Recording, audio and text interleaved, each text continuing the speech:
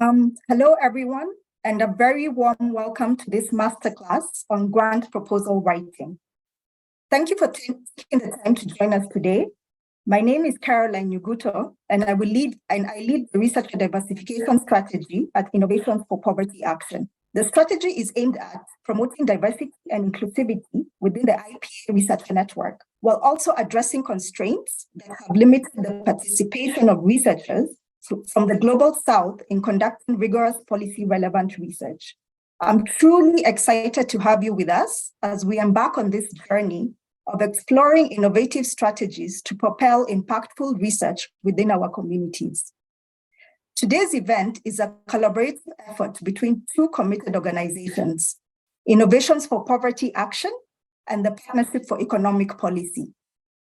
Together, we share a profound understanding that greater diversity and insight into the local context can lead to higher quality research and more impactful policies and practices.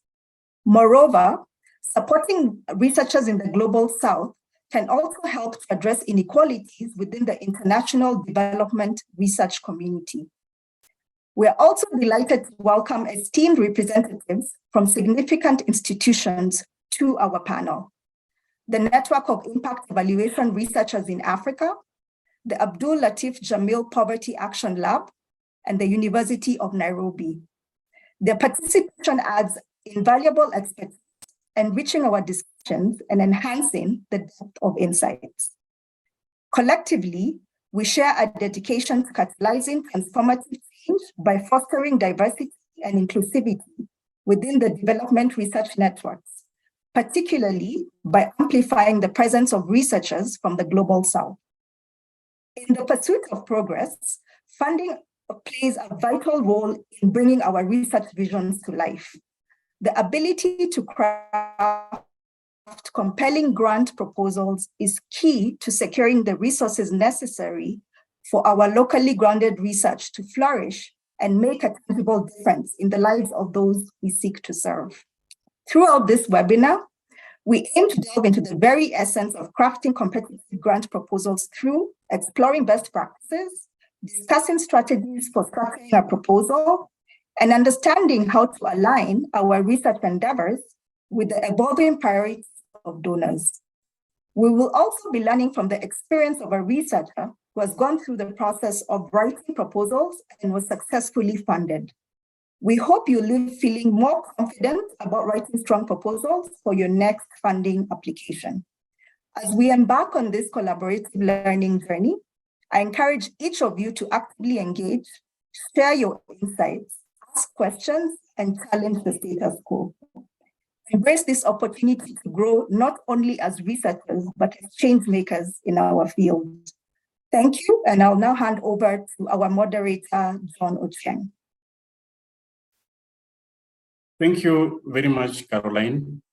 My name is John Ochieng. I'm the IP Kenya Country Office Policy Manager, and we will now deep dive into our panel discussion. But before I introduce the panelists today, I want to urge everyone to make use of the chat box for any thoughts, concerns, or questions that you may have, because we'll be very, very pleased to hear them.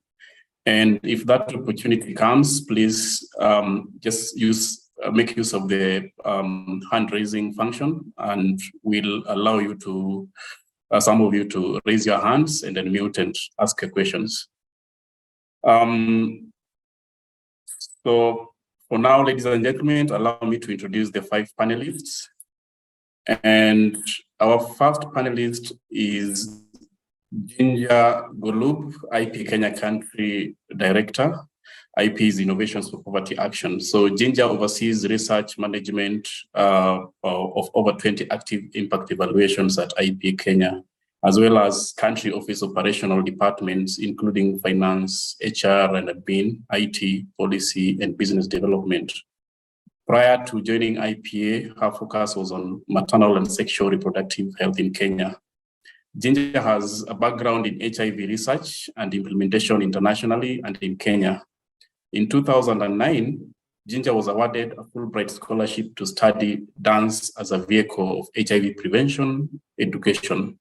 Ginger holds a Master of Public Health in Epidemiology from Columbia's Millman School of Public Health and a Bachelor of Science in Nutritional Sciences from Cornell University, both degrees specializing in global health. The second panelist we have is Dr. Maria Laura Alzua, who is a Research Director, Experimental Group at Partnership for Economic Policy, otherwise known as PEP. Dr. Maria Laura received her PhD in economics from Boston University. She's a researcher of the National Science Council and a senior researcher at the Center for Distributional Labor and Social Studies at Universidad Nacional de La Plata, Argentina. Her main interests are development economics, labor economics, and program evaluation. Our third panelist is Dr. Ethan Paul, who is a senior research manager, Abdul Jamil Poverty Action Lab, otherwise known as JPAL Global. Ethan manages JPAL's research pipeline activities, research staff trainings, and research resources. Ethan also conducts his own research related to political economy and governance in Southeast Asia. He has served as a principal investigator and co-investigator for several randomized evaluations in other studies related to social accountability, democratic representation, and the distribution of public goods in Indonesia, the Philippines, and Vietnam. Ethan holds a PhD in public policy and political science from the University of Michigan, a Master in Law and Diplomacy from Tufts University, and a BSc in Foreign Affairs from Georgetown University. He previously worked on electoral reform projects for the Asia Foundation in Timor-Leste and the National Democratic Institute of Cambodia. The next panelist is Ms. Jennifer Nyakinya, Program Manager, Network of Impact Evaluation Researchers in Africa, or NERA. Jennifer is a development researcher and evidence to policy champion with more than 10 years of progressive experience in developing and managing donor-funded projects that lead to social and economic transformative change in communities. Jennifer oversees the implementation of NERA's flagship initiatives, such as demand-driven research initiative, collaboration for inclusive development research, and the contextualizing impact evaluation pedagogy in Africa. Jennifer is passionate about the application of evidence-informed decision-making for development impact and mentoring adolescent girls and boys. And last but not least, we have Dr. Phyllis Mumia Machio, who is a lecturer of economics, School of Economics, University of Nairobi. Dr. Phyllis holds a PhD in economics from the University of Nairobi. She has won several research grants from organizations such as Africa Economic Research Consortium and Partnership for Economic Policy, who are also in this call. She was a 2019 Structural Transformation and Agriculture, African Agriculture and Rural Spaces Fellow, and is currently a Food Systems Research Network for Africa Fellow. Her research work mainly focuses on the areas of maternal and child health, women's empowerment, labor market issues, and gender in agriculture.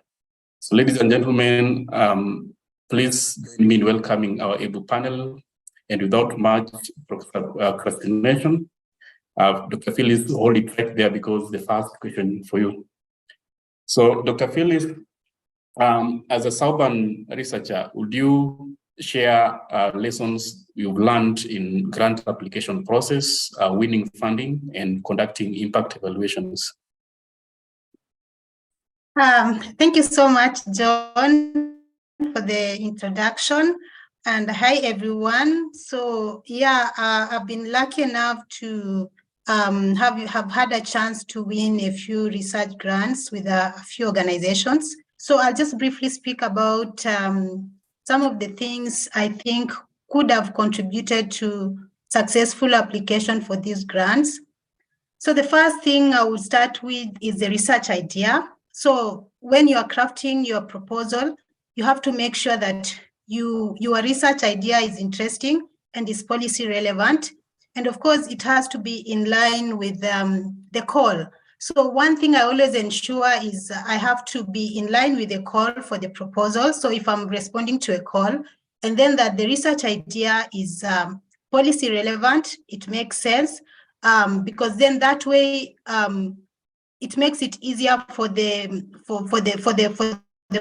proposal to go through. The second thing has to do with the packaging of the idea itself. So once you have your research idea, then the next step is how do you package your research idea?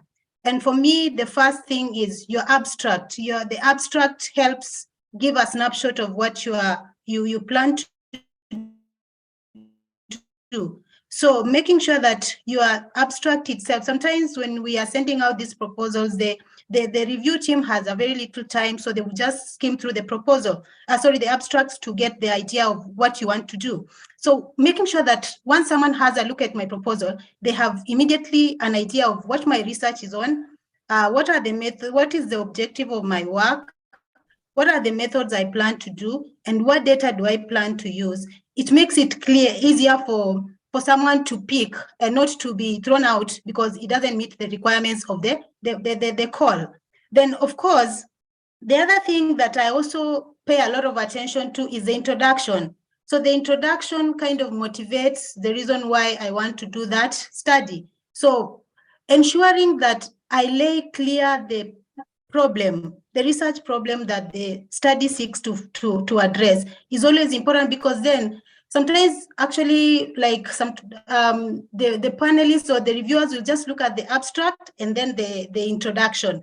So making sure that my introduction clearly motivates my choice or the choice of the study I want to do, making sure that I have read relevant research in that area and that I've identified the gaps that this study is going to fill, not only empirically, but also policy-wise, then makes it easier for the review panel to quickly see how relevant this study is for policy as well as for empirical analysis. Then always also make sure that in the introduction, my objectives are clear, my research questions are clear. So that way, then it also makes it easier. Then also on that is the data. Sometimes you can have an interesting idea, but the data cannot allow you to do it. So you miss out on two things. Number one, the reviewers might leave you out just because they know that you cannot be able to implement that idea because of lack of data. Or you can win the grant and then you realize you can't actualize that idea because you don't have the data that can allow you to do that. So when you're thinking about the idea, it's also good to think about the data. Think ahead so that you know that your idea is actually researchable. So that is the second thing, packaging the research idea. Then for me, the third thing is giving it my best. So once you win the grant, you give it your best, because sometimes we end with winning the grant. But then we forget that sometimes when you do very well in implementing the project, then it brings on board more research opportunities, because sometimes I've been able to deal with, to write with an organization multiple times, because once I have done the initial research and then I execute it very well, then they would always call on me to collaborate in subsequent projects. So once you are lucky enough to win a grant, make sure you give it your best up to the end, because then that way you stand a chance of being referred in another project or being considered for any subsequent projects by the same organization. Then I've also learned that you should not write yourself off when you see calls. Sometimes you see calls and then you see the idea and then you think, maybe this is too big for me. So the thing is, you do not write yourself off. Don't look at it and say, this is too big for me. When I was applying for the Structural Transformation of African Rural Space STARS Fellowship, which is based at Cornell University in Ithaca, New York, I thought, this is too big. Why? Because they usually take on board only 4 researchers in Africa. So I thought, what makes me think I can get this that only goes to 4 people? But then I said, when I looked at the ideas, I thought, no, these ideas look interesting. The points they are focusing on seem interesting. So I'm going to give it my best. So like I always try to do, make sure I get an idea that is interesting, throw it in there, make sure that my writing is top notch, no grammatical mistakes, no nothing, focus on the real thing, brief and clear. And when I got this grant, it actually made me realize that I should not limit myself. Don't write yourself off because you think you cannot get it. Just give it a try. The worst that can happen is you'll get a regret. But then the best that can happen is that you will win that grant. So another thing I also learned is not to box myself, because like this structural transformation for Africa rural space was focusing on agriculture. Agriculture has not been my area of interest until this STARS fellowship. So initially I was doing labor market issues, maternal and child health. When I saw this call, I thought this is outside my area of interest. But then again, it's something that I don't mind giving it a try. And I gave it a try and I was successful. And following my work in this area, which was on contract farming and females, I got a lot more interest in agriculture. So then immediately after that, these Food Systems for Africa Network Fellowship came up, which was specifically focusing on food systems in Africa. Having had the chance to do the fellowship for STARS, it was very easy for me now to translate into this FSNet Africa fellowship, because then I used that knowledge I had acquired on agriculture to apply for this fellowship. And I was successfully I successfully applied for this grant or for this fellowship, which is currently still running. So like opening yourself up sometimes helps to get some. And the last thing I want to say here is do not be afraid to collaborate. Sometimes you see an idea, but you think it's too big for you. Do not be afraid to look out for someone who is like more experienced in that area and work together with you. Like in this impact evaluation study we are doing in FEB, I'm working with the seasoned researchers like Maria Laura, who are more experienced than I am. I'm learning from them. And then now in the future, once I have gotten that expertise, then I can be able to do this on my own. But collaborating with more seasoned researchers always helps you grow in that area. So just to mention some opportunities that where, for example, I've been successful in applying for these grants. So like I said, I got a grant from Cornell University, the Structural Transformation of African Rural Space. I have gotten now a running fellowship with Food Systems for Africa Network, which is a partnership of University of Pretoria and University of Leeds. And then I've also received grants from Wellcome Trust. So they always have grants on health-related grants, a grant there for non-communicable diseases. Like I said, I have 5 projects that I've done so far with the Partnership for Economic Policy. So like I said, it always helps because one project led to another, and now I have a total of 5 projects I've done with Partnership for Economic Policy. And I have 3 projects that I've done with the African Economic Research Consortium. So I'll just briefly talk about impact evaluation. So I'll talk about this in terms of what we are doing currently with the Partnership for Economic Policy. So we have realized, like now you realize the trend is changing in research, where focus now is on impact, like randomized control trials are taken more serious than normal analysis, because we know there are many confounding factors that you cannot control when you're doing a normal analysis, unlike which you can control when you're doing a randomized control trial. So in this project that we are doing at Partnership for Economic Policy, we are evaluating like randomized control trials basically help shut out any factors that can confound the effect of the treatment effect on the outcome that we want to observe. So when we do a randomized control trial, we are able to cap out anything that will confound the effect, so that we can for sure say this policy is what resulted in this outcome. So that is the beauty of randomized control trial. So for example, currently what we are doing is we are evaluating the effect of gender-sensitive training on labor market outcomes for TVET students. So these TVET students are taken through normal training, and then in addition, we are giving them some gender training that is sensitive to just prepare them for the labor market. So we divided the students into 2 groups. One, we gave them training, one we did not give. So the key part is to make sure that the 2 groups are exactly the same, so that when we are comparing the effect, we can say that this effect can only be associated to the training. So one group we gave them training, the other one we did not give. So now we are waiting to see, as they exit the TVET centers and join the labor market, are these two groups the same? Are they responding to labor market issues the same way?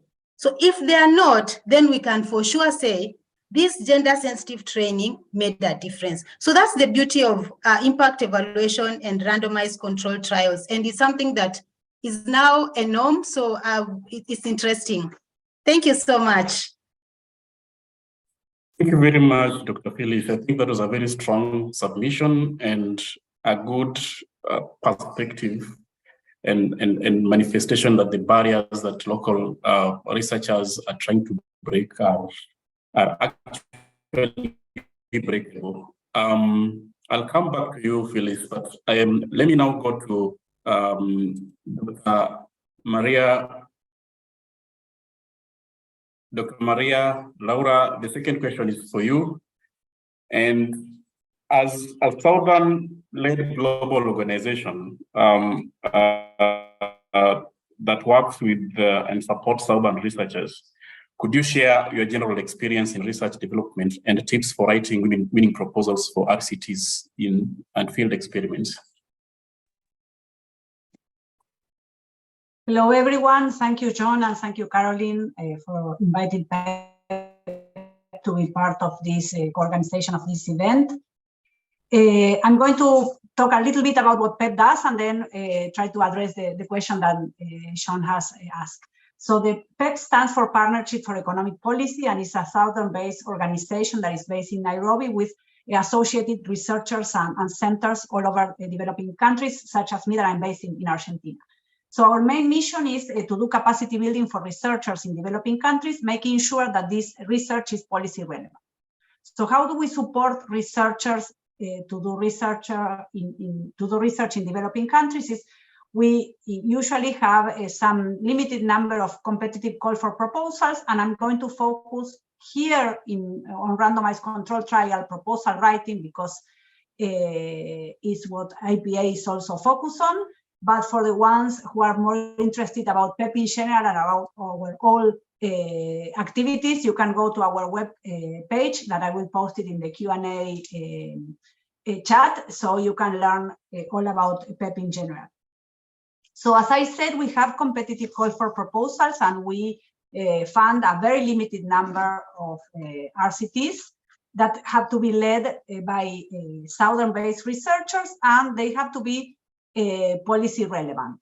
So I'm going to talk a little bit about the process that we went from when we start funding these proposals and research grants to where we are today, because it took us some learning to get successful proposals and then successful research out. So at the beginning, we just put a template and have the researchers building their teams, writing the proposals.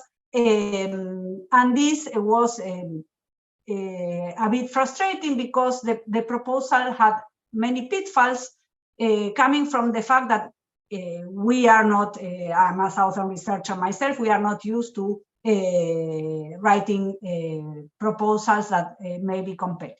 So we identified, and this is in line with the PEP core mission, the need of assisting the teams through this proposal writing process. So now we have a more streamlined process that where we ask for expression of interest, short expression of interest, and this is not new. Most organizations, IPA, SHAPAL, many institutions ask for an expression of interest, but once we identify interesting ideas, we assign a mentor to help to invite some good research ideas, and we assign a mentor to help identify the full, to help write the full proposal. Mentors could be researchers that are interested in collaborating with PEP mission, or generally past PEP researchers. And I thank all the information that Phyllis provided was a little bit of what I was going to say about what is a tip for successful proposal writing. So I'm going to, I mean, I don't want to repeat what Phyllis has said, but I will share some tips for that. So what when we finish our proposal that is awarded for funding, we want to have a well-packaged proposal that makes sense and that is worth funding. So this is our final product, and we need to help the teams to get there.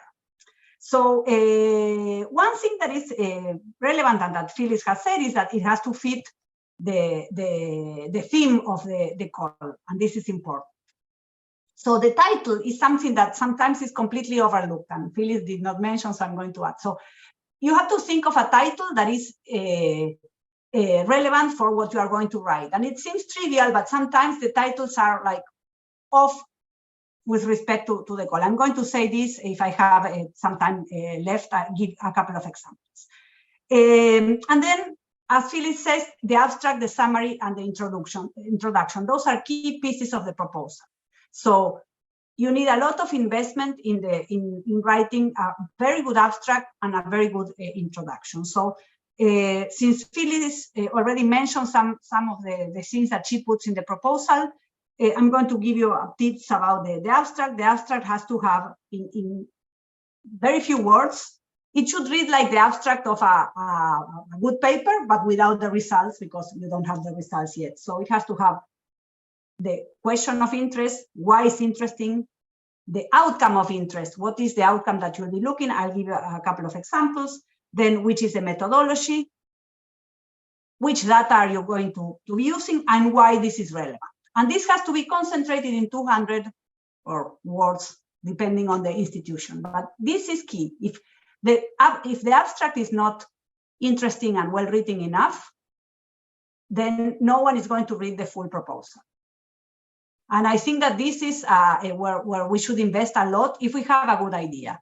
If the abstract is not properly written, then this is something that will probably be overlooked. And then you take, from the abstract, you can develop the different sections of the proposal. So you have a question of why the question is relevant, and there you have to quote all the relevant literature. And then the methodology, here we are focused on only on randomized controlled trial, but it could be made more general, which data you will collect and why it's relevant. And so this is something that is completely is relevant. I'm going to, if I have questions in the second round, I will concentrate more on the pitfalls and how we try to solve them. But this is a process that we go through with PEP researchers, ensuring that what we found at the end of the day is a good research proposal that is well written and that it takes into account all the components that Phyllis mentioned. I think that my time is up. I will let John pass to the next presenter. Thank you very much, Dr. Maria Laura. I think that was a great presentation and a confirmation of what Dr. Phyllis, who is a sub-grantee of PEP, had pointed out. I'll come back to you, but now let me move over to Ginger. So, Ginger, I have two quick questions for you, but I'll ask you one at a time. So, as a research organization that receives several research grants, could you highlight ways of identifying open calls to respond to? Let me stop there. Respond to that. Thank you so much, John, and thank you everyone who has put so much time and effort into making this platform possible. It's really great to be here. So to answer your question, it's really important to actually identify the calls to begin with, right? So how do we do that? So at IPA, we have a business development team, and we are regularly monitoring reputable grant databases and online platforms that sort of just generally to understand the layout of open opportunities. But to be a little bit more pointed, we are also actively following funding agencies and donors on social media. We're monitoring their official websites, and we're always subscribing to their newsletters to make sure that we're staying updated for what's to come. I think it's important to note that making sure that you have strong relationships and building these relationships over time with donors and other research institutions and even collaborators is a great way to stay informed on what calls might be available to us. And then participating in webinars, conferences, and other gatherings where there might be important stakeholders in the room is a really great way to get insights on funding opportunities and also to stay updated on the latest trends in grant funding. Jinja, so the second question was, what considerations do you make before you embark on the proposal writing process? Thanks. It's a tricky question and it can be long, so I'll try to be as concise as I can. So there are so many open calls that are available, and we really do need to make considerations so that we're not applying kind of blindly to all opportunities. That wouldn't be the best use of our time. So for an organization like IPA, first and foremost, we want to make sure that we are aligned with the actual call. What I mean by that is that IPA's mission and our expertise is well aligned with what they're asking for. So for IPA, that means that it has to be tied to a focus on poverty alleviation through some sort of innovation. The methodology, if it's a research proposal, would have to be rigorous enough to respond to what IPA's mission is. It has to have some sort of potential impact in policy, either through evidence generation, but also through MEL capacity building or some sort of policy engagement. But then beyond that, there are many other considerations that are worth noting. So not only must it respond to our mission as an organization or as an individual, but the project that's being proposed must be in line with the donor's priorities. So we need to make sure that that's well aligned. And that's a topical priority, but it's also, donors have kind of specifications about their thematic focuses, their geographic priorities, or the type of project that they're willing to fund for this particular call. So they might be interested in funding exploratory work, or they might be interested in funding a larger scale project, or even a scale up of a project. So it's important that your project that you'd like to propose is aligned with what the call is asking for. Another thing to consider is at IPA, we want to make sure that the effort that we're putting into the proposal preparation is aligned with our expected win rate. You know, do we have a good chance of getting it? And also the size of the project, as well as whether we're actually ready to take it on.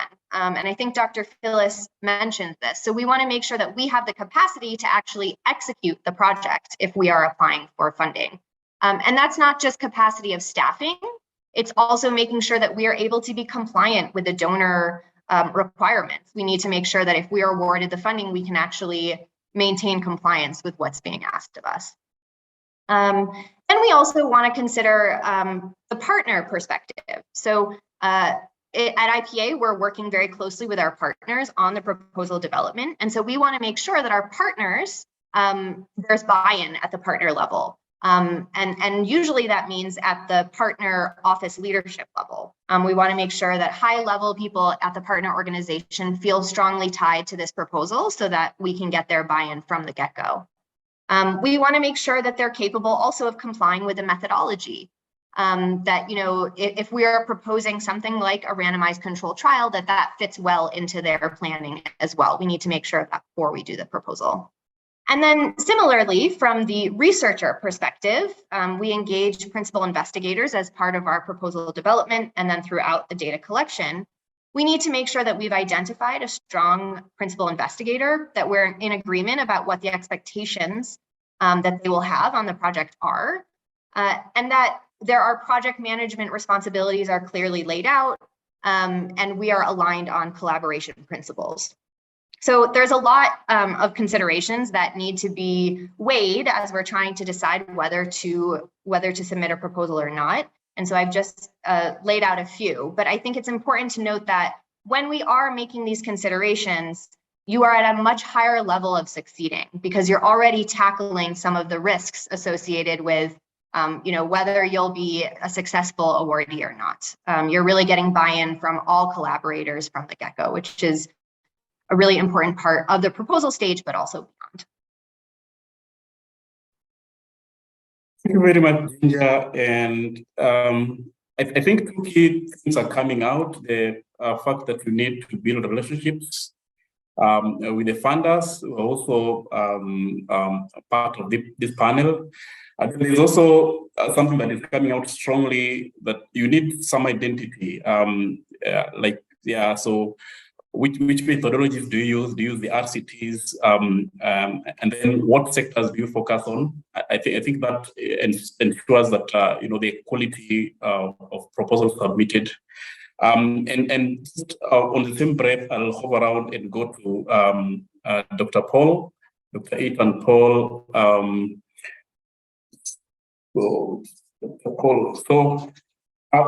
Dr. Paul, JPAL has a rich experience and expertise as a grantee of impact evaluations and policy awards. Could you provide a funder's perspective on evaluating proposals and budgets? And what are you mostly keen on to ensure this value for money? Great, thanks, John, and thanks, Caroline and IPA for organizing this, and to the other panelists who shared really valuable advice so far. I'm going to reiterate some points that have already been raised, which I'm in total agreement with. So yeah, starting out, I think that ensuring that the proposal is aligned with funder priorities is especially important, and making sure that your research proposal fits with the particular call. So just to give a couple concrete examples here on current calls that JPAL has that are open with eligibility for African scholars. Some of them are fairly narrow, and you want to make sure that your proposal fits and that you frame it in a way that clearly responds to those questions. So for example, we have a digital identification and finance initiative in Africa called Digify, and JPAL, through other studies and programs, supports research on finance more broadly, but this particular project is specifically on research about how governments, companies, or NGOs can leverage digital payments and identification systems to improve lives. So the folk actually doing a proposal that has to do with digital identification will be important to succeed for that call. Another one is DAISY, our Digital Agriculture Innovations and Service Initiative. So this one also focuses specifically on digital tools that can help improve smallholder farmer outcomes. So that's also pretty specific, and something you want to pay attention to and kind of craft the proposal around. Also, another thing that's important is to frame the claims that you're making and the contribution and the lit review in a way that is specific, supported with evidence, and demonstrates precisely how your research is going to fill a gap. So you want to acknowledge, particularly if you're proposing something that where there's been a lot of other good research on in the past, maybe in other countries, or maybe using slightly different methods than what you're applying to do.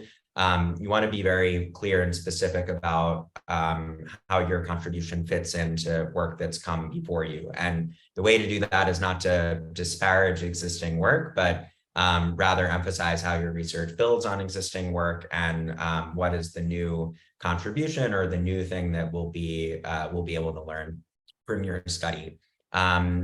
And one key thing there too is you'll want to focus what you're citing and discussing with stuff that's directly relevant to your project, and not trying to overclaim and say that you're going to be discovering some huge new thing for all of development economics. You want to try to be precise with what your contribution will be.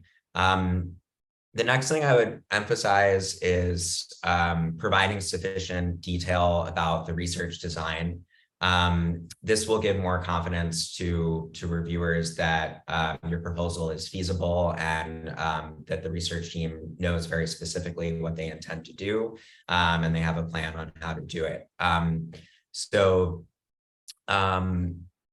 For example, you want to talk about the details of the experimental design, if it's an experiment, if it's a proposal development grant, what specific activities you will be conducting, how you will be measuring things, and the timeline of implementation. And you also want to give confidence in the implementing partner and talk about the relationship that you have with the implementing partner. So in some cases, you may need, or it would be helpful, even if it's not required, to have a letter of support from an implementing partner that demonstrates that you have already had preliminary discussions or meetings, and that there's an implementing partner on board. For this, I would actually think about two kinds of implementing partners. One that might be the policy or programmatic partner who has designed or is delivering an intervention or program that you will be evaluating.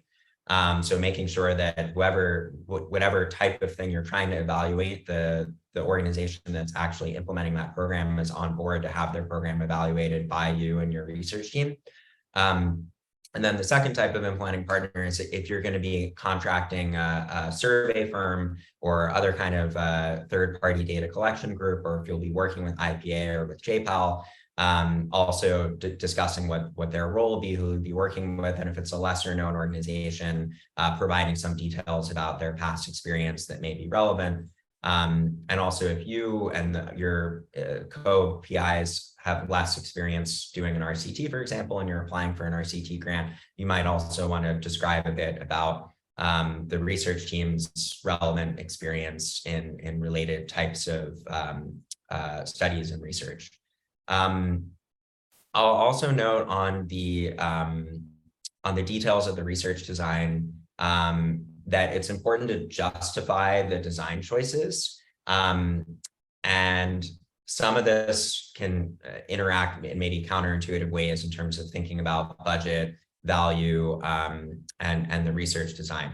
So for example, it might be less expensive to have a much smaller sample size. And you might think, oh, I can propose doing this massive scale study, or I can propose doing a very small scale study for much less money. Maybe that will make me more competitive, but you need to think about what the statistical implications of that are. If it's for a quantitative study, if it's for a randomized evaluation, for example, you would want to do statistical power calculations and think about how the sample size will potentially limit what the minimum detectable effect will be. And if the minimum detectable effect is extremely large in your study, then that is something that funders may be reluctant to support, because if you get a null result, in that case, it would be unclear if it's because the program didn't work or if it's because the effect was just too small to detect. And sometimes the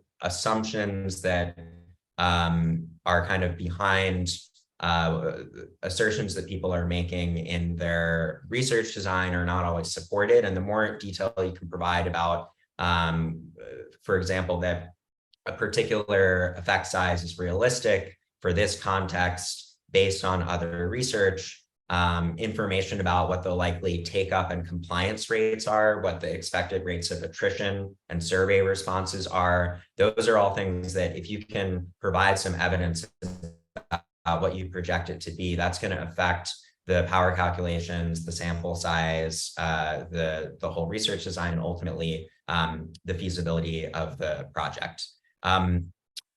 Also, I want to make a quick note about pilot proposals. So JPAL funds 3 different kinds of proposals, primarily proposal development grants or travel grants in an exploratory phase, pilot studies, and full randomized evaluations or RCTs.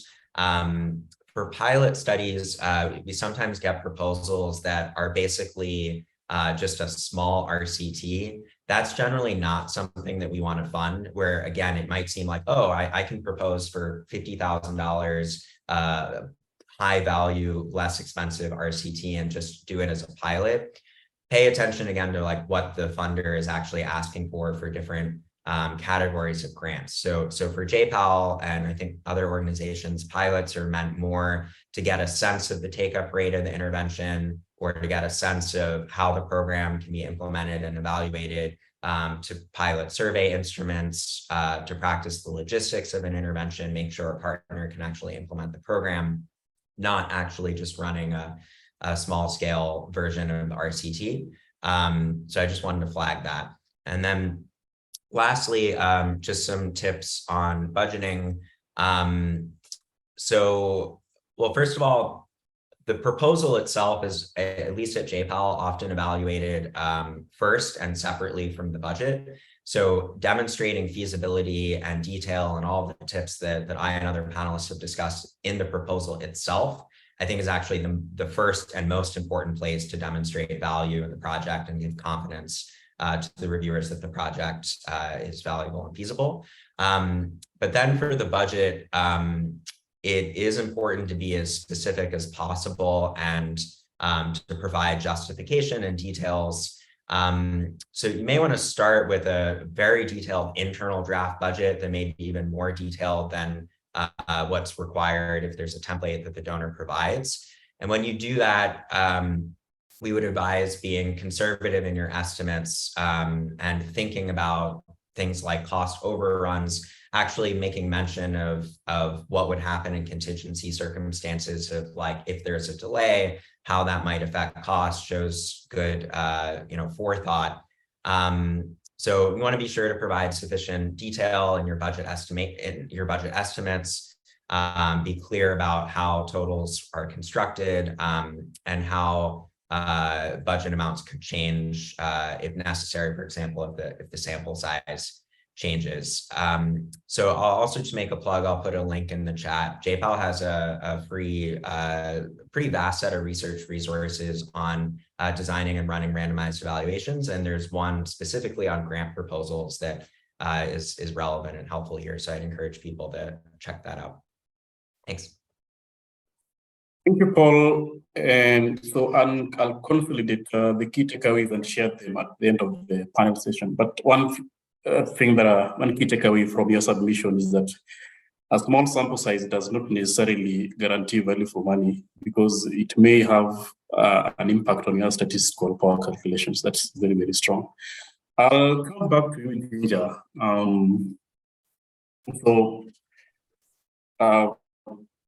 How do you go about proposal writing? You spoke about what to consider before you embark on proposal writing, but now taking it a notch higher, how do you go about the proposal writing process in terms of planning and execution? Great. Yeah, so at IPA and also I'm sure many organizations, we consider proposal writing to really be a joint effort. It's not something that we do by ourselves at all. We have partners that we work with very closely from the get-go. So that's a joint effort between IPA, the principal investigators, as well as implementing partners and any other stakeholders that might be involved, like policy partners. And we believe that each of them bring their important expertise to the table, which is why we want to involve them from the beginning. So we usually take a deep dive into the call to understand what's required for submission, as well as what deadlines are part of the submission. And then from there, we want to split up the roles and responsibilities so that each party can take the lead on specific items. So there might be a lead in the proposal, but there also are specific items that each individual party would take up. So for example, if there is a particular party who's going to take up most of the costs of the project. So for example, if IPA is running the data collection, that often is kind of an expensive part of a proposal, then we might be the ones who are developing the financial proposal. And we would definitely get inputs from partners, from the principal investigators, but we would kind of take that on and lead that process. Whereas the researcher or principal investigator may be the one to take on the technical proposal and discuss things like study design, power calculations, the sampling procedures, et cetera. So that's just an example of how roles can be split accordingly. And then partner organizations might want to really contribute to making sure that the design is appropriate for their typical programming and that it fits in well. I know that this might sound trivial, but we also really need to make sure we know who is responsible for actually making the submission of the proposal. Sometimes this is quite a bit of work. Sometimes you need to have specific logins to actually make the submission. So that should be decided early on so that you can kind of work on those things ahead of time and just make sure that you build in enough time for the actual submission of all of the materials. So like I said, while there's one party that might take the lead on the actual proposal, we really think that everyone plays a key role in the successful execution of the project and also the proposal development. And we think that having this collaborative approach from the proposal development phase can really help in the success of the actual execution of the project should funding be awarded, because you have buy-in across all parties. They've contributed to the proposal, so they know what to expect. They know what's feasible and what's not. And so we think that there's much more success down the line should funding be secured. Thanks, Ginger, and I'll stay with you for just a minute. And now that with the submissions made by Paul and Dr. Maria still lingering in our minds, Ginger, what is your understanding of donor funding models and cycles that Soban researchers should take note of? Yeah, it's a great question, and it's really important to kind of understand. There are certain times of the year where it's definitely busier than others for business development and proposals, and then there are slower times. And so it's good to kind of have an understanding of that, but also to kind of map out how you should spend your time, both during the busy times and also the slower times. So many donor agencies and foundations really operate on these annual funding cycles. So there are sometimes seasonal calls. And JPAL is one of them, where they have sometimes spring and fall proposals. So sometimes March and April is a busy month, and then sometimes September, October, for example, are busy months. There often is also a big push at the end of the year for proposal submissions. So around December, there's a lot of proposals going in, and then there's a bit of a lull early in the year when those proposals are being reviewed by funding agencies. Similarly, June and July is often busy, and then August is a little bit slower. So it's good to kind of take note of when there might be busier months than others. But then there are also rolling deadlines, and I think that's something that should definitely be discussed, where there might not be a specific deadline, but you can kind of submit anytime. And I think it's really important to note that your chances of getting funding are actually higher earlier on because the pot of funding is larger then. So while the deadline is rolling, you don't necessarily want to wait until the very end of that because funding may dry up by then. So that's not a good time.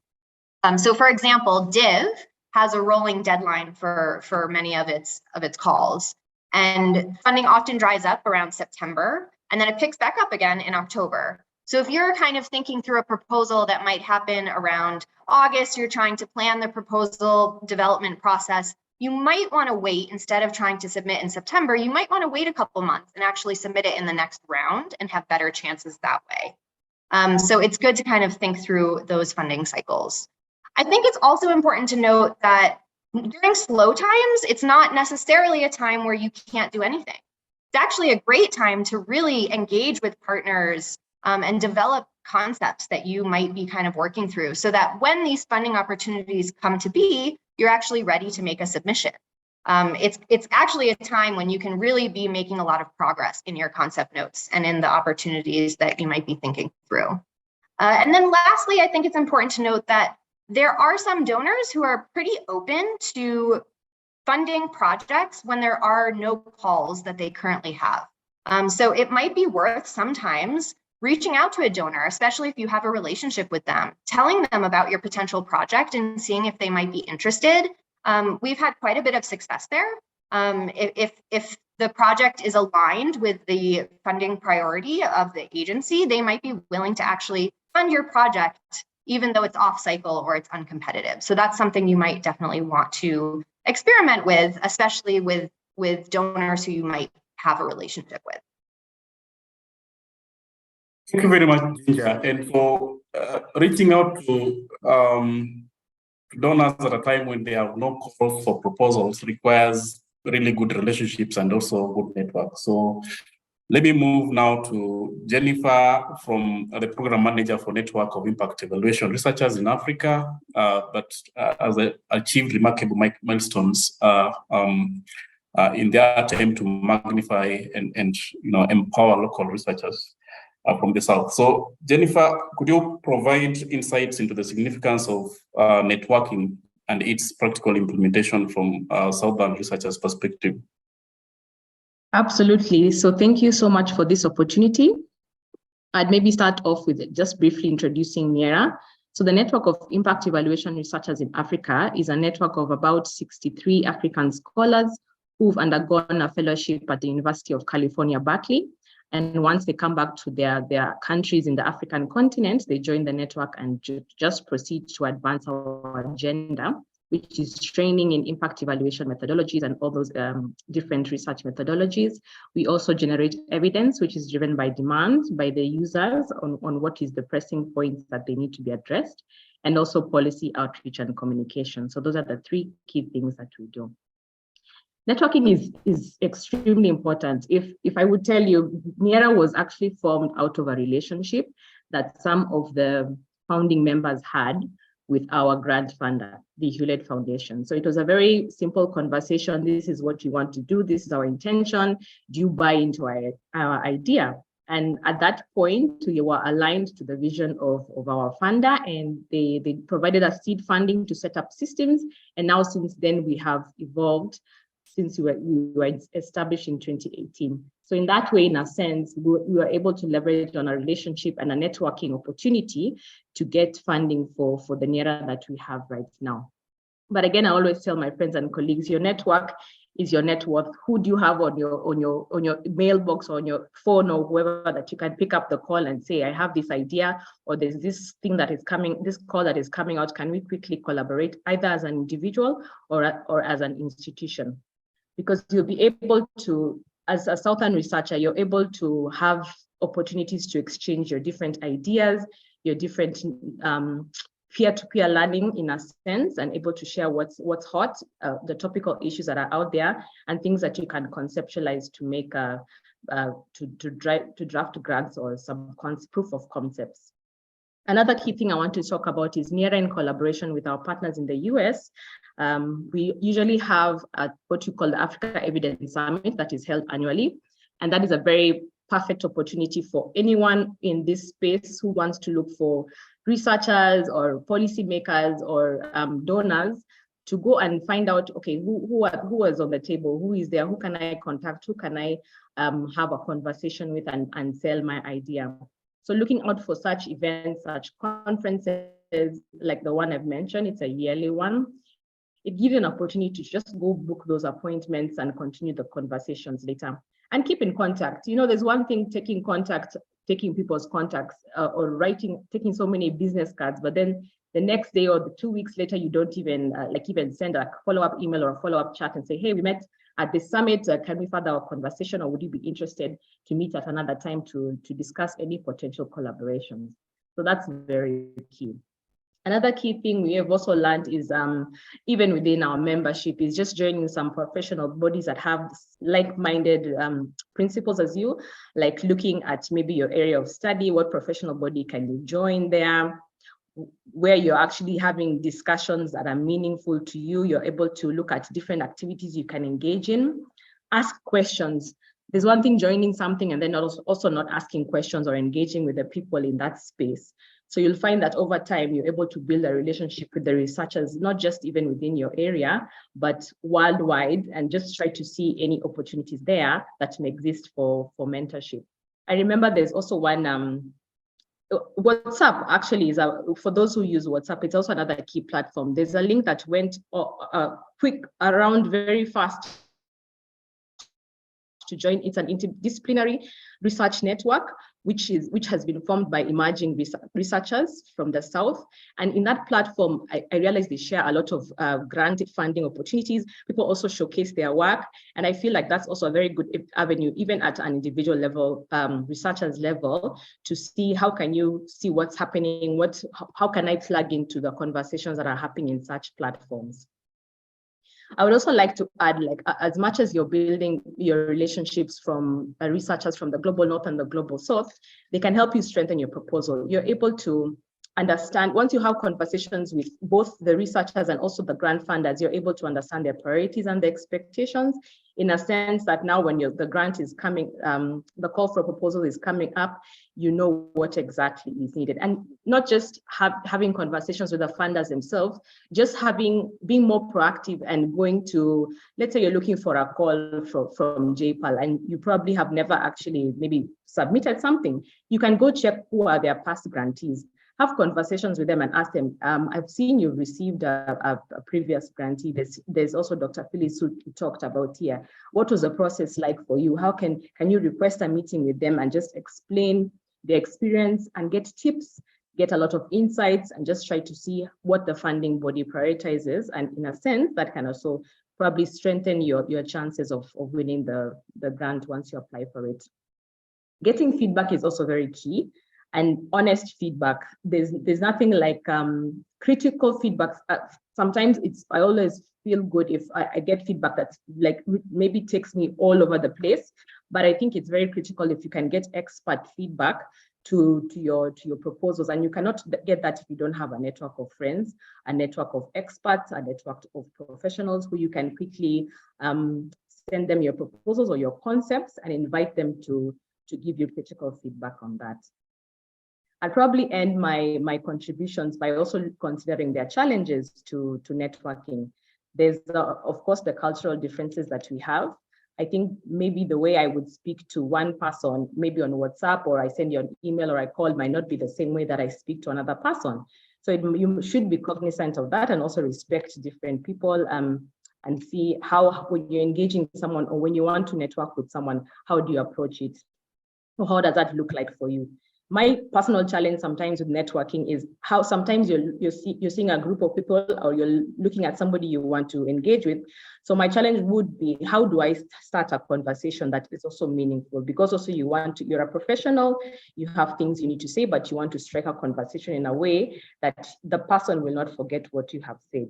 Think of it like the elevator pitch, the less than how many minutes elevator pitch, you have to say something that you know will always be remembered. It's like your last time on earth, you need to strike that conversation almost immediately. So that's how I always think of it. And in a way, I've been able to navigate the challenges.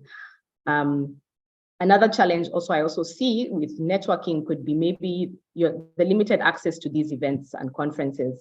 Like I mentioned, we have this Africa Evidence Summit. It's usually like this year, it was in Kenya. Next year, we'll probably be in Tanzania. So probably if you don't have access to some of these conferences, you could just leverage on such online webinars and see who's in the room, who can you have conversations with, and pick up the conversation and pick up how you can collaborate with them there. And then my final thing would be, it's also essential to understand that networking it's a long-term investment. It's not something that can happen overnight, and it requires a lot of time. It requires patience, and it requires, most importantly, it requires consistency. Thank you. Thank you very much, Jennifer. I think the significance of networking cannot be overestimated. And I think local researchers need to really take advantage of existing networking platforms like the Africa Evidence Summit that occurred last month. So I hope you will be sharing probably in which month next year that could happen and in which country, and any other networking platform that could be available for our researchers. I'll come back to you, Paul. This is not really a question, but a heads up to our local researchers. Sorry. So could you share any relevant information on your Africa Scholars Registry Program and any upcoming pilot grants for RCTs in your various program areas? Yes, I'd be happy to. Thanks, John. So yeah, JPAL launched an African Scholars Program in 2019, and since then we've also launched programs for scholars based in India and the Middle East and North Africa, and we're actively working to expand more opportunities in terms of additional regions and sectors that we cover. But through this model, we provide direct funding through initiatives that African scholars who are not yet, you don't have to be a JPAL invited researcher or a JPAL affiliated professor. The eligibility requirement is just that you've completed a PhD in economics or related field, and you're based at an academic institution in Africa for our African Scholars Program. That allows you to apply to certain initiatives that have these programs, which I'll mention in a second. And if you're successful in getting one of these grants, you'll also be paired with a mentor who is a JPAL affiliated researcher who has a lot of experience running RCTs. And you'll also get access to additional training and capacity building events, activities, and programs. And so for this, you apply for a proposal development grant or a pilot first. And if that goes well, then staff, JPAL staff will work with you and you'll be eligible to apply for a full RCT after that. So currently we have 4 initiatives that have eligibility for African researchers who are not yet part of the JPAL network. We'll share a link in the chat with more information you can look at later, but those are the Digital Agricultural Innovations and Services, or DAISY initiative. The request for proposals for that is open now, and letters of interest are due August 22nd. The second one is the Digital Identification and Finance Initiative. This one has rolling. There's no set deadline, so that you're welcome to apply for anytime. And then we have a new initiative that just launched recently that will have its first RFP with African scholars eligibility coming this October, and that's our Learning for All initiative, which is focused on education of childhood education in low and middle income countries, foundational literacy, numeracy, and holistic skills. And then lastly, we have the Jobs and Opportunities Initiative. That one doesn't have an open call now, but likely will sometime next year. And that also has eligibility for African scholars. It's for research related to labor market issues, job creation, et cetera.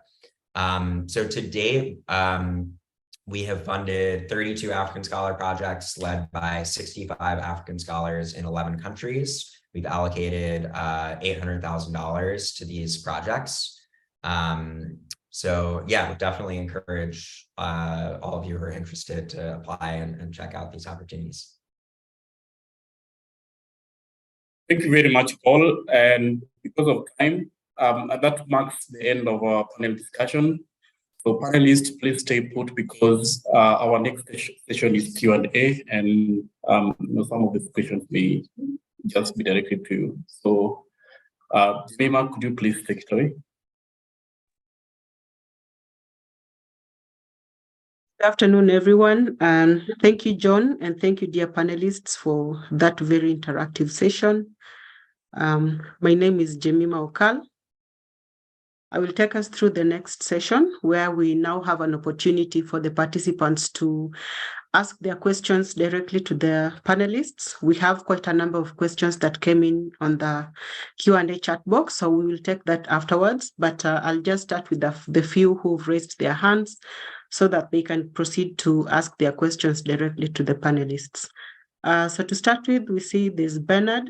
I'll allow you to speak, so when you get the chance, please identify the panelist you want to ask the question and shoot your question. Bernard?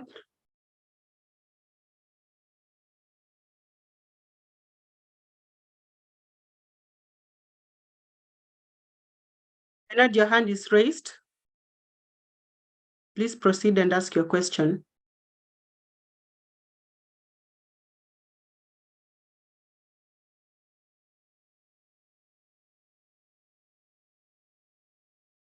Okay, I think we'll move on to take another question from Nicholas.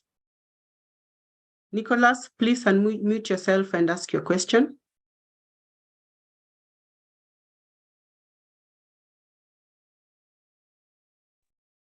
Hello, can you hear me? Yes, we can hear you, Nicholas. All right, my first question goes to Paul. Paul, I don't know if you can say something more about the Learning for All initiative, because I'm heading African Institute for Inclusive Growth in South Africa, and we are working with a partner where we are providing digital skills to learners, number one, and number two, we have a small grant that we are looking at artificial intelligence applications to assist rural learners to catch up with the rural-urban divide in learning. And that is in primary schools. So I don't know whether I could engage with you on that area so that we develop something that in that regard. If you don't mind, we actually need mentorship because we're an emerging organization. And then the second thing is jobs and opportunities. The idea that we have in mind, I think it's worth just throwing at you, is extend our work that we're doing in schools to TVET colleges that aim at training youths for the labor market. Because we realized that during the COVID period, those who had digital skills benefited, but those who did not couldn't have opportunities. So we wanted to use that in a randomized control trial setting to see whether it makes a difference in the labor market, especially for youth, given the high unemployment rate in South Africa. I don't know if it's possible to share your contact with me so that we can engage with these ideas to see the direction it can go. Thank you. Yeah, those both sound like great ideas for studies, and I think are both very much in line with the priorities of those two initiatives. What I would encourage you to do is, first, you can find more information on the JPAL website about both of those initiatives and how to apply.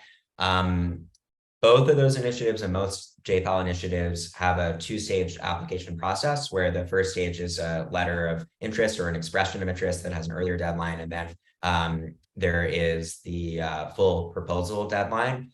And for African scholars, in between submitting the letter of interest and the full proposal, there is an opportunity for staff like me and my colleagues to provide some more hands-on guidance to help you with the proposal writing. So for general questions on either of those initiatives, on the initiative web pages, towards the bottom of the page, there's contact information for initiative staff. So you could ask questions to them. I'm actually not a staff for those specific initiatives, so some of my colleagues would be better positioned to answer questions.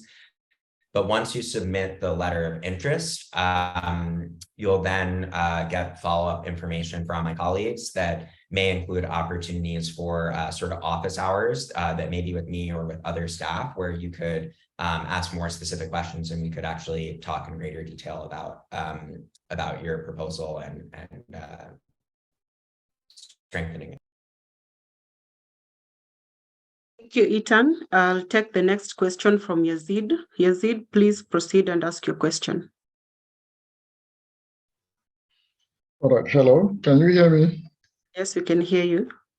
Yes, so thank you for the opportunity. I'm speaking from Ghana, specifically University for Development Studies. I think my first question goes to Jennifer. She made mention of a research network. I didn't quite get it well. Is it Imagine Research Network, which has this platform or WhatsApp platforms that you can network and then get to exchange ideas, or even people get to share their research output with others? And also the second one goes to Etienne.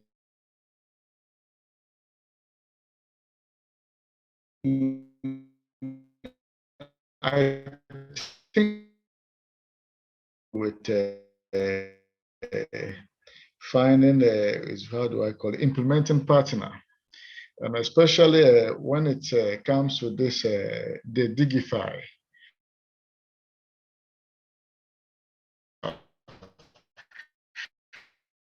The challenge is getting actually collaboration from governmental organizations. is quite difficult because we're thinking of working with this current ongoing biometric program, where the government is trying to link this idea of biometric national identification cards to health insurance and any form of financial services. So for instance, now, if you are going to access if you are going into a bank, the acceptable ID card should be this form, this biometric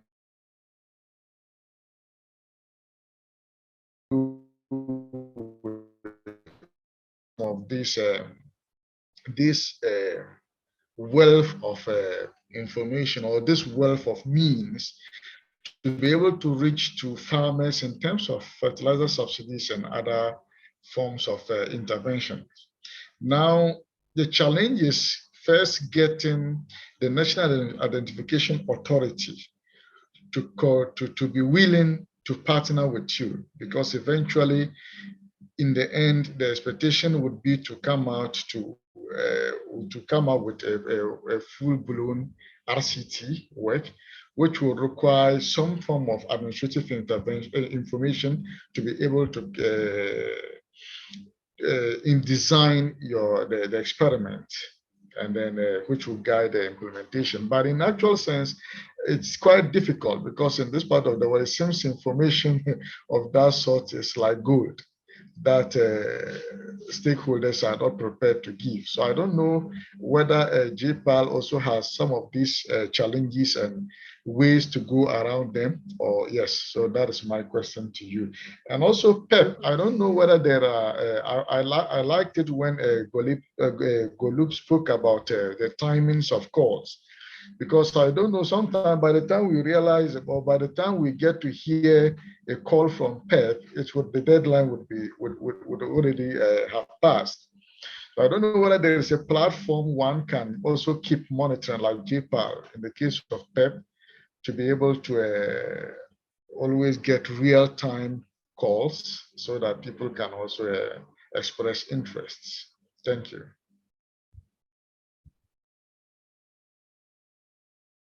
I can maybe jump in quickly.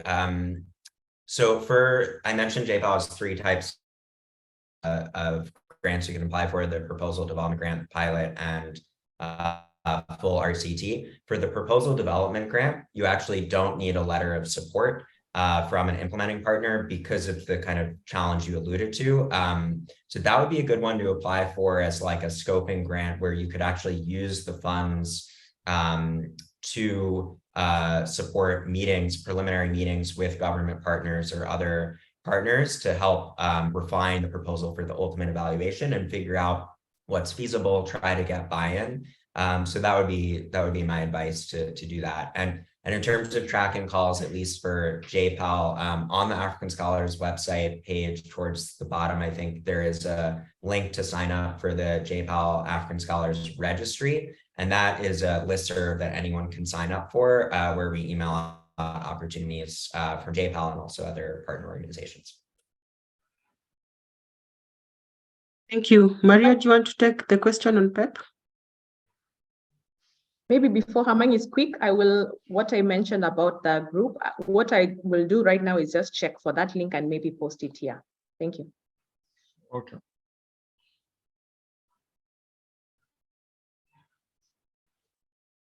Yes, I'm glad to take the question on PEP, but I cannot locate it on the chat. So if someone can, if the interested participant can read it for me, I would much appreciate it. I'll request you, Yazid, to post the question to PEP on the chat, just so I can take another question.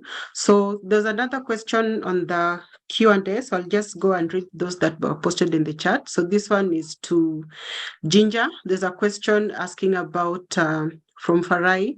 We commonly talk about projects talking to policy. As an applicant, whose policies are we targeting? How do you identify the policies? And how do you identify the gaps in these policies in which you can feel, in which you are to feel? Thanks, Jemima, and thanks, Farai, for posing this question. So I think first of all, you have to identify the policy, and it could be a global policy. I think more often than not, we focus on kind of national level policies because it's pretty context specific. So it's hard to identify a potential intervention or program that would really be able to work globally. So often you want to start off with a bit smaller of a geographic region like national. In terms of identifying these policies, you have to make sure that you're working with the policymakers themselves to identify policy priorities. There also has to be some level of evidence that exists, or you have to know what the gaps are already so that you know kind of what you're supposed to do within this policy framework. What are you trying to answer? What evidence already exists maybe in other contexts that you can see if it's true for this particular context or not? And how can you sort of advance that policy in the region or context of interest? And identifying gaps in these policies, which you are to fill. I mean, I think that also speaks to your collaboration with the policymakers themselves. So we definitely don't want to come in and say, these are the gaps. We want to have it be a collaborative process. And I think you've been hearing this kind of over and over from the panelists, that this is a very collaborative process. When you're developing research projects, you're developing how to advance a policy or evaluate a policy. It has to be determined what those gaps are, both by the policymakers themselves as well as the researchers. So you want to be working hand in hand to make sure that it's context appropriate, so that you're not kind of just trying to impose your own ideas of where the gaps may be. Thank you, Ginger. Allow me to read one other question from Lillian Mutinda. So this question is to you, Dr. Phyllis. You mentioned that there's growing emphasis on RCTs. Which other changes of note are happening around the research methods?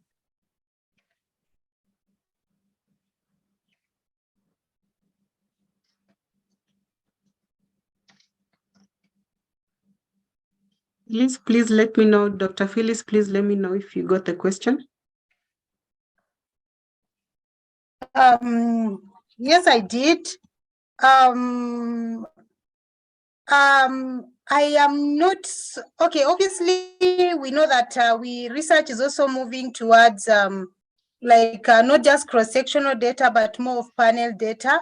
And also research now, like what Partnership for Economic Policy does is, and what Ginger has also mentioned, is research that is policy relevant. So what they do now is they encourage researchers to work together with the policymakers hand in hand from the start. So that, previously the researchers would do the research, and then after they are done with the research, they now try to reach out to the policymakers. But now what they are trying to do, like what PEP now does, is if you are designing a project, you have to come up with policymakers that you are working directly with, so that way then that the research that you produce is not only relevant empirically, but it's also relevant at the policy level, and the policymakers buy it from the start. So now we are moving away from just academic exercise to more of policy-oriented kind of research. Thank you, Dr. Phyllis. I think I'll take one last hand. There are a few ones that are still up. Pedro, please ask your question.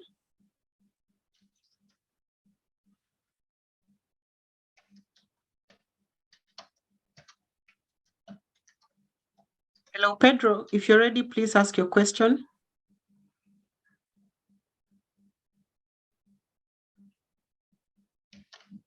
Okay, then I think we'll take one more from Dupe.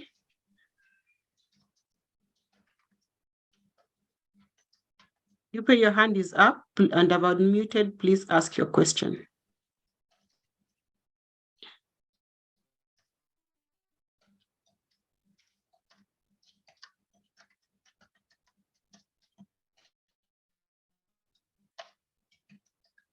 Okay.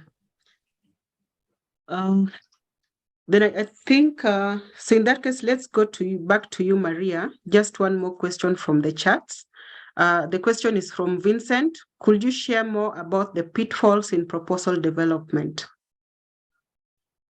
Maria, Okay, thank you, Vincent. Yeah, thank you, Vincent, for the question. Like identifying all these pitfalls is what moved us to change from the old model, that full proposal writing, to the new model of expression of interest, and then a specific mentor is assigned to develop the proposal with the applicant. So what we focus is in finding things that we can identify the problem and why this is relevant. This should be clearly stated. If it's not stated there, then it's very difficult for us to understand what's going on.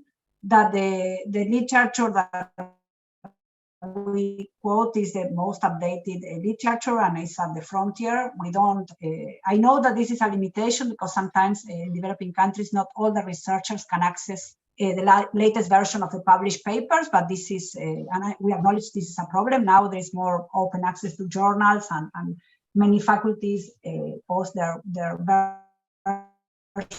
the published version of the papers as a working paper in the web pages. So I don't think there is an excuse to not to quote the relevant literature that is at the frontier in the proposal. But this is why we help researchers with a mentor. And then the proposal has to be narrowly focused in what the fund is about. So for example, I cannot stress that more, but one of the main pitfalls is that you don't identify a relevant research question. Like, for example, the proposal is very loose in something like, I don't know, impact of social security and welfare. And this is very general. You need to focus the question more in something like, for example, I'm just giving examples of things that we have developed. Impact of non-contributory pensions for the rural elderly on mental health.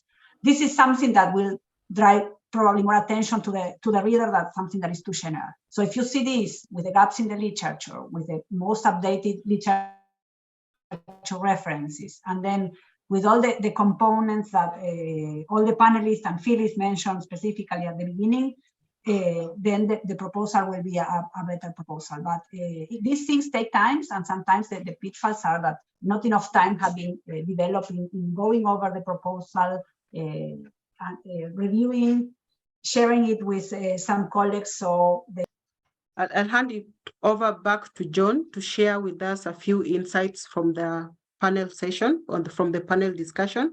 So John, over to you.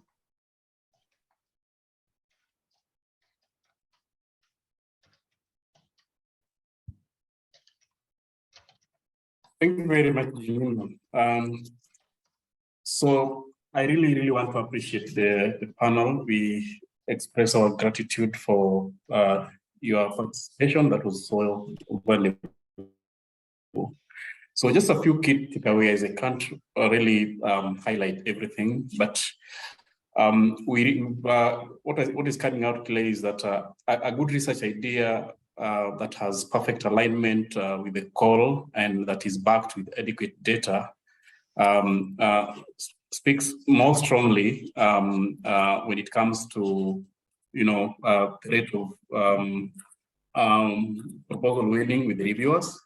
You need to package the idea meticulously, and you have to make sure that you take advantage of the abstract section to do so, because the abstract is so catchy and most reviewers pay more attention to it than any other. Then the title is often overlooked, but it's a very critical element of the proposal. If you're applying as a team, then you need to define early the roles in terms of who does the technical proposal, who does the budget, and who finally submit the proposal, because that is also very critical. And then local researchers need to take advantage of networking platforms. Jennifer mentioned the Africa Evidence Summit that happens every year, and use those platforms to build relationships and create worthwhile networks, and also try joining some professional bodies of interest. Allow me to stop there with the highlights. I think we can consolidate more and send to everyone who joined the call. Let me take it back to Jemima. Could you take a few minutes to get feedback, and then we'll go to Maria for the closing remarks. Thank you, John, and thank you, everyone. I see your responses are still coming in on the Jamboard. Feel free to interact with it and scroll through the questions to type in your responses. For now, we'd like to get your feedback from the participants here. Maybe if you'd like to say a word or two about the webinar and give us your feedback, I'll unmute you and allow you to speak. Halai, your hand is up. You can take the first go.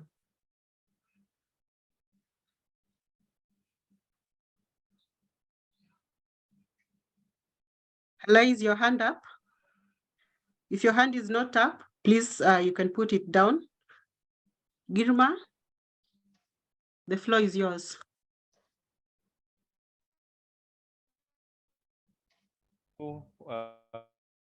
For giving this very important talk, and which is actually very relevant for academician and for solving the problem in resource limited country, because we are in problem usually how to find the grant, and also once we find how to apply, this is very important, and that is.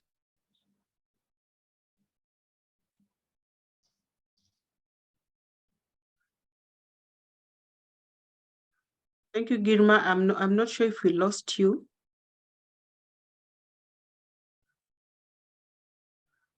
If we lost him, please proceed. Okay, I'll give a chance to one other participant. Lomusha, your hand is up.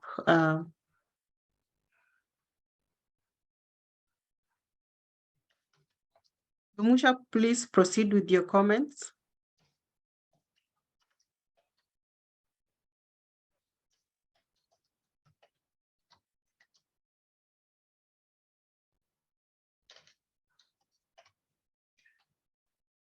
Okay, so finally, Hilda, Dr. Hilda Felistas, please share your comments with us.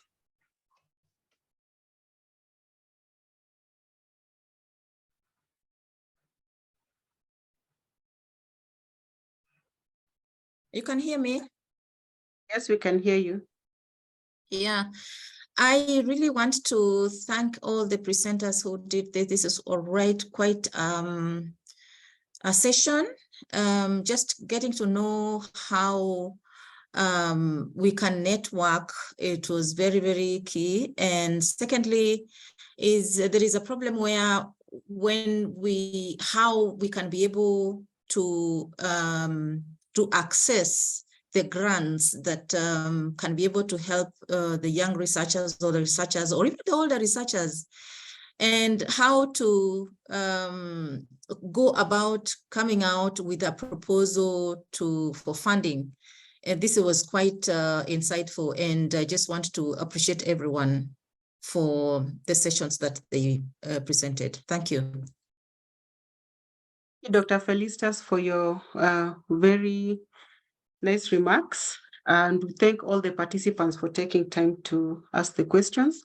For now, I'll invite Dr. Maria Laura Alzua to close the session and give us her remarks. Welcome, Dr. Maria. Thank you, and thank you to all the participants. So I will share a few words, and as we come to this end of the seminar, on behalf of IPA, PEP, and all the participants, we would like to extend our heartfelt gratitude to all the panelists, partners, and participants who join us today. We truly hope that this session provides you with some insights and practical strategies to improve your grant proposal writing skills. We are really aiming to foster a culture of locally grounded research and impactful initiatives, and we want to take this knowledge and inspiration back to our respective communities and organizations. Remember that writing a competitive grant proposal is not just about meeting the criteria, it's about being able to tell a story and articulate your vision with passion and precision. We truly encourage you to leverage the knowledge gained today to pave the way for innovative projects that address pressing concern. Take a moment to complete all the feedback surveys that we will share, because your input is crucial in shaping future webinar and events. And we wish you all success in your grant proposal writing endeavors. And until we meet again, we hope you stay inspired and we keep advancing locally grounded research. Thank you. Thank you very much. Bye-bye, everyone. Thank you all. Bye.